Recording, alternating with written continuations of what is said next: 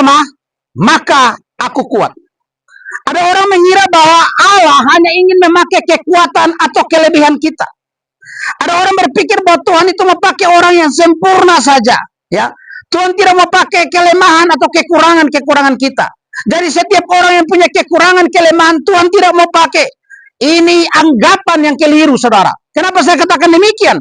Dalam 1 Korintus pasal 1 ayat 27, tetapi apa yang bodoh bagi dunia ini dipilih Allah untuk memalukan orang-orang yang berhikmat. Dan apa yang lemah bagi dunia ini dipilih Allah untuk memalukan apa yang kuat. Jadi kalau terjemahan bebasnya kurang lebih seperti ini. Sebab Allah, memang Allah sengaja memilih, ya, yang dianggap lemah, yang dianggap kekurangan, yang dianggap bodoh oleh dunia ini, supaya memalukan orang-orang yang gagah perkasa, yang pintar, yang hebat. Artinya apa, saudara? Ini artinya kelemahan bukanlah suatu kebetulan. Ini artinya Allah mengizinkan setiap ada kelemahan, ada kekurangan dalam diri kita. Tujuannya apa, saudara? Tujuannya untuk menunjukkan kuasa dan kemuliaan Tuhan melalui setiap kelemahan dan kekurangan kita. Saudara, Alkitab dipenuhi dengan contoh-contoh tentang bagaimana Allah memakai orang-orang yang biasa, orang-orang yang tidak sempurna, orang-orang yang mempunyai kelemahan dan kekurangan-kekurangan. Jika Allah hanya memakai orang-orang yang pintar, orang-orang yang sempurna menurut anggapan kita, orang-orang yang hebat menurut anggapan kita, maka tidak akan pernah ada yang diselesaikan. Mengapa? Karena tidak ada satu orang pun yang benar-benar sempurna dan tidak mempunyai kekurangan atau kelemahan sedikit pun.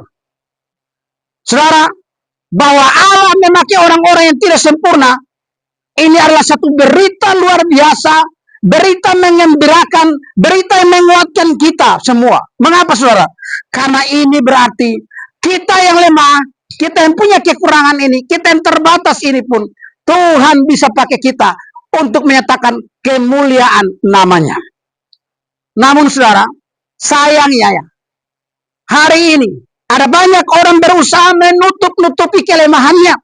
Ada banyak orang berusaha menyembunyikan kelemahannya. Ada banyak orang berusaha memposisikan diri seolah dia sempurna, seolah dia tidak punya kekurangan dan kelemahan. Ini suatu kekeliruan. Mari kita belajar dari teladan Paulus. Akuilah kelemahan-kelemahan kita. Akuilah ketidaksempurnaan kita. Berhentilah berpura-pura sempurna. Berhentilah berpura-pura tanpa kekurangan. Daripada hidup dalam penyangkalan dan kepura-puraan. Mari ambil waktu untuk mengenali setiap kekurangan dan kelemahan diri kita. Selanjutnya, bersyukurlah di dalam setiap kelemahan dan kekurangan kita. Sama seperti Paulus dalam 2 Korintus pasal 12 ayat 9 sampai 10. Cukuplah kasih karuniaku bagimu, sebab justru dalam kelemahanmu, dalam kelemahanlah kuasaku menjadi sempurna. Sebab itu terlebih suka aku bermegah atas kelemahanku, supaya kuasa Kristus turun menaungi aku. Karena itu aku senang dan aku rela dalam kelemahan, di dalam siksaan, di dalam kesukaran, di dalam penganiayaan dan kesesakan oleh karena Kristus. Sebab jika aku lemah, maka aku kuat. Paulus memberikan kita beberapa alasan untuk kita tetap dapat bersuka cita dan dapat tetap melayani Tuhan sekalipun kita dipenuhi banyak kekurangan dan kelemahan. Yang pertama, menurut Paulus, kelemahan kita justru menyebabkan kita bergantung pada Tuhan. Kelemahan kita membuat kita bergantung pada Tuhan dan berusaha untuk menjadi lebih baik lagi. Kalau kita merasa sudah sempurna, justru kita cenderung untuk tidak mengandalkan Tuhan. Kita cenderung untuk jatuh kepada kesombongan. Kelemahan kita membuat kita bergantung pada Tuhan dan belajar untuk terus memperbaiki diri dari hari ke hari.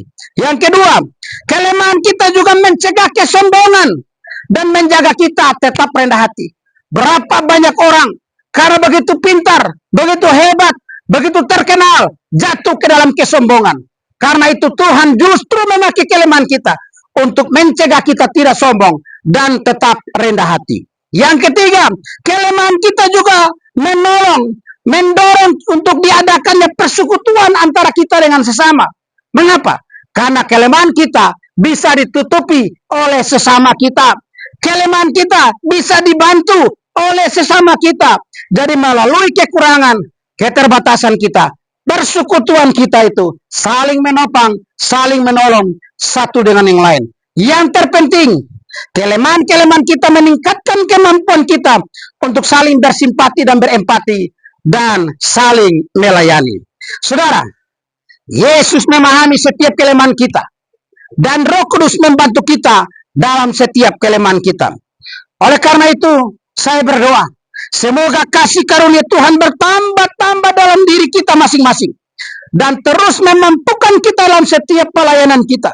Walaupun ada banyak kekurangan, walaupun ada banyak kelemahan dalam diri kita dan juga dalam diri saudara-saudara sepersekutuan kita, orang percaya di sekitar kita.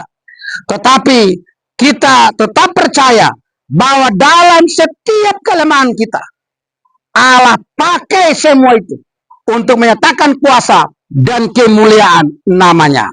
Karena itu, bergantunglah kepada Dia dalam setiap kelemahanmu. Dan biarlah engkau tetap berusaha untuk memperbaiki dirimu dan semakin hari menjadi semakin lebih baik. Salam, selamat menjalani perjalanan iman.